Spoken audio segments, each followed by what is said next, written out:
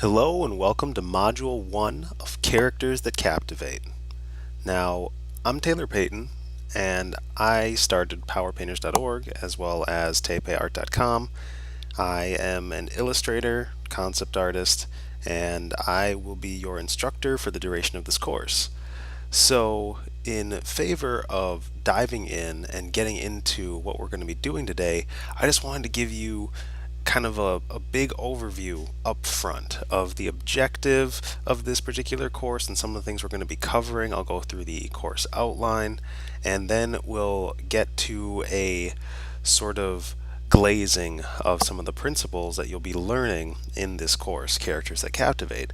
So first and foremost, I want to endow everyone who goes through this course with the abilities to draw and conceptualize characters, to wield powerful design principles, to create orthographic character sheets, and if you don't know what that is, that's okay, we'll talk about that in a minute, to be able to render and polish final character designs, and also to present characters in appropriate and clear ways, with the particular vignettes and backdrops and ways of designing your layout so that your characters read, and to use working anatomical and clothing knowledge to generate and garb characters. So to bring your characters together and to get clothing on their bodies so that they are not nude in case you don't want to be that sort of artist. Anyway, just as a quick sort of overview, I have some of the demonstrations you'll be seeing in this course. This is Matthias Crowder, a character I created just for the showcasing of design principles and portraits and outfit ideation, and a similar universe character, Calum Smithson, who is, in my mind, in the same sort of setting as Medius, and just some portrait ideations and some outfit ideas with the same or similar body type. So that's some of the stuff we'll be covering. This is the front view of a potentially orthographic layout where it's all about the design and not about the pose like you see here. That's more of an action or character shot. We also have some creature sketching and designs that we could polish and refine later throughout the course, as I'm sure you will see. Plenty of white space to create more creatures. But for right now, let's talk about the overall course outline. So in that regard, these are all of the modules that you'll be working your way through. Right now we're on number 1. We're going to talk a little bit about archetypes and tropes, and we're going to make some appealing characters based on those tropes, making them relatable. Lastly, we'll be talking a bit about shape language, design basics, ideation, and sketching freely. Once you graduate to Module 2, you're going to be seeing some anatomy basics, some posing and weight basics. This is all about building and clothing your character, just so that you have the fundamental technical knowledge to be able to create the information to express your information, as I once heard successful guitarist and singer-songwriter John Mayer state. And next, we're going to talk about design divination.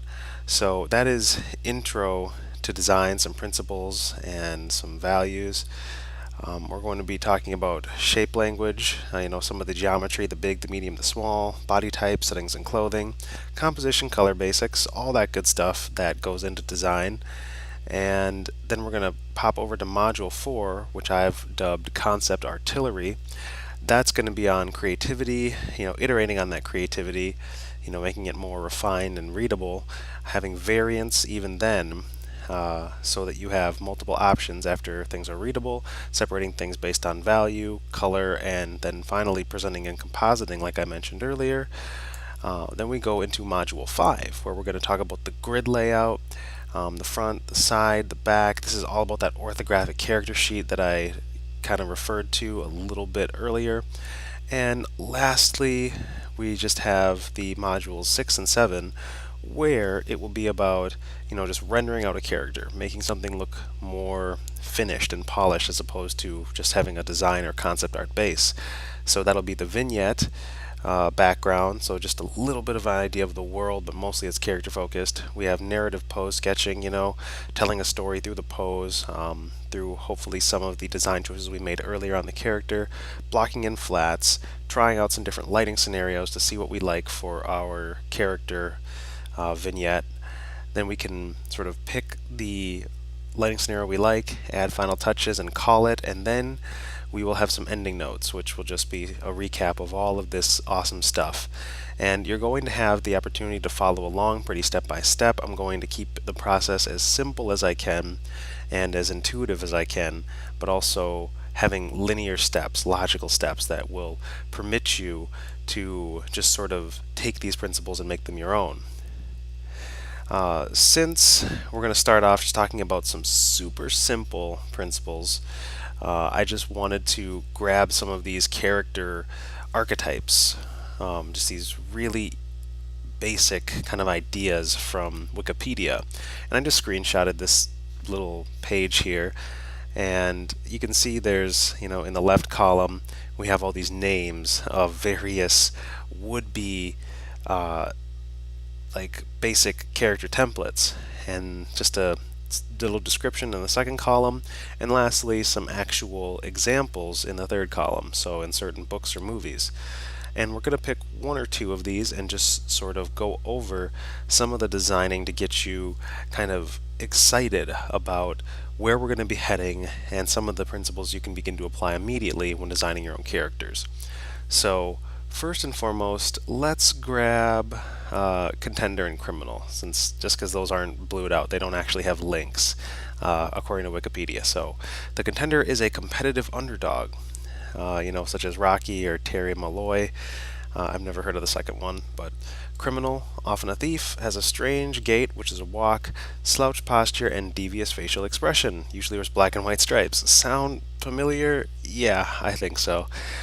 So let's play with some of these, and I'm going to just grab and copy this so that we have it for our reference, and that will permit us to just have easy access to those ideas as we develop them visually, because right now it's just textual, and this course is about taking those different disparate elements and making them visual via drawing and a little bit of painting. So let's start with sketching a competitor, or rather a contender who is a competitive underdog.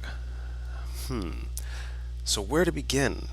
You can see that it's all this white space. You get your typical artist overwhelm, and in this case what I usually like to do is I will just start anything.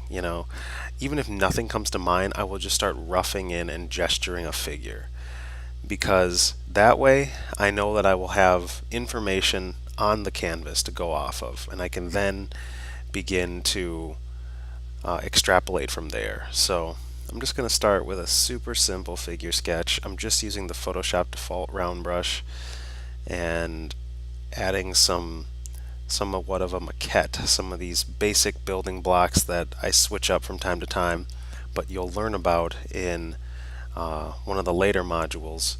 I'll show you several different ways you can start to construct your characters. And so I'm just constructing a super simple male figure right now. I'm going to keep his pose very basic as well. He is a competitive underdog, so that means he's got some prowess, some potential, but it's probably under-tapped. So he's not going to be super beefy or super heroic looking.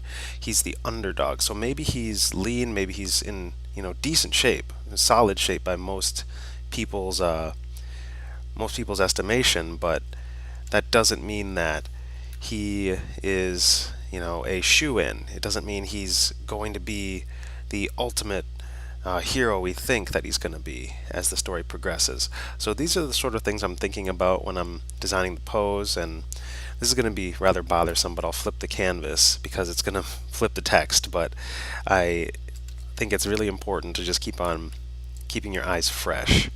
So since he is competitive, we'll just have him sort of puffing his chest out a little bit. Maybe his head isn't really held too high, because then he seems a little pompous. So we're just getting into some body language things here as I adjust the figure.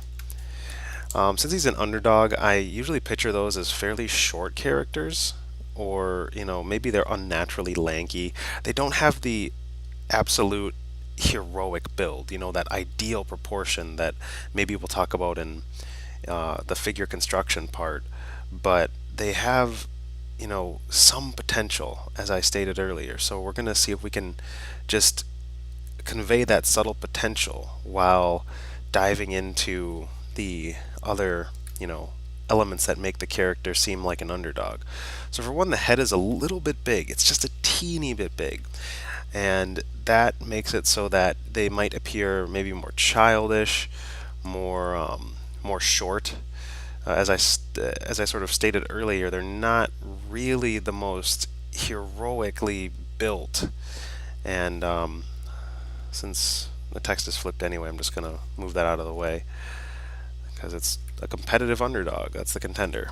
So anyway, we have this character, and you see I started from the head. I'm using fairly simple shapes. I'm doing a little bit of anatomical sketching just because I have a fair degree of comfort, but I'm always going around and just readjusting the proportions and figuring out the pose.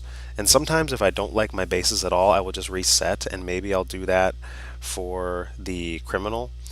But since this basis is feeling fairly solid to me, I'm just adjusting it as I go.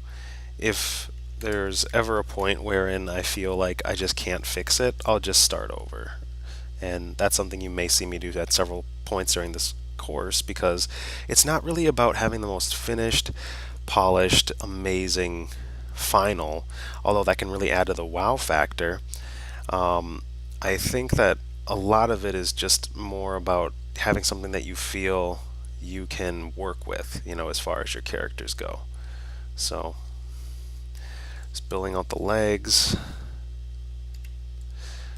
And the reason why I'm starting with a pretty, nude kind of figure is because I don't have any ideas for the clothing yet. I mean, I think of that general kind of boxing idea, like Little Mac, or as they stated, Rocky. That's sort of the classic contender, the underdog. They're not gifted or endowed, but they're just immensely tenacious.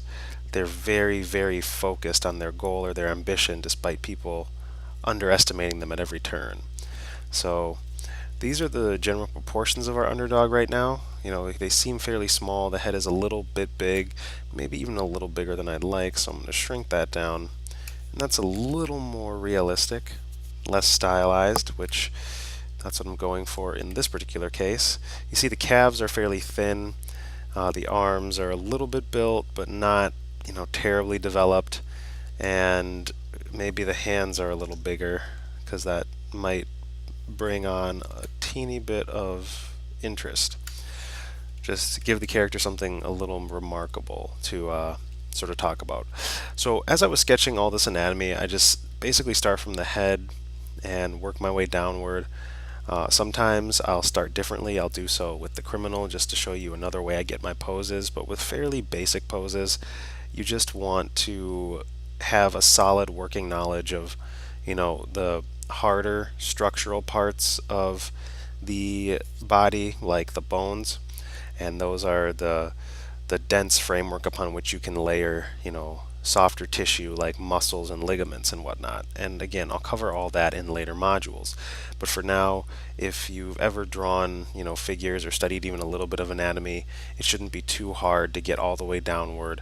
You can subdivide pieces as you like, and I just sort of do it arbitrarily, seemingly. It's a very intuitive process for me.